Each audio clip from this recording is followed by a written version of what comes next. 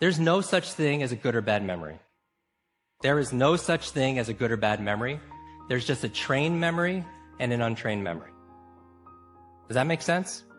Now, here's the thing. I grew up with these learning challenges. I had all these difficulties all through school, all through elementary, middle school, junior high, high school. I had all of these challenges.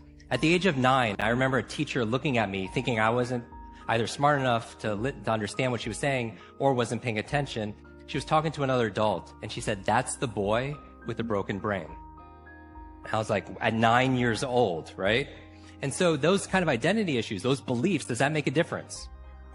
Yes, right? And a lot of people believe that they can't do certain things. They could just never remember names. So I could teach them a strategy, but if the belief is not changed, what happens? It's not, because it becomes self-fulfilling. I remember running a marathon, and preparing for it, I read a chapter of one of the books, and it was on the psychology of running a marathon, right? The mental part.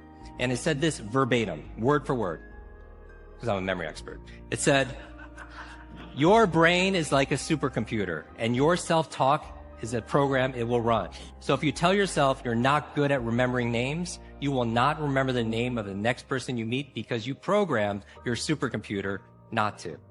A lot of people say, oh, I have a bad memory, right? They always think I have memory, or I have focus, or I don't have focus, or I have creativity, I don't have creativity. I want you to scrap that. Creativity is not something you have, it's something you do. Focus is not something you have, focus is something you do. Energy is not something you have or don't have, it's something you do. Memory is not something you have, it's something you do. And what's the benefit of turning it into a do, as opposed to something you have? What's the benefit?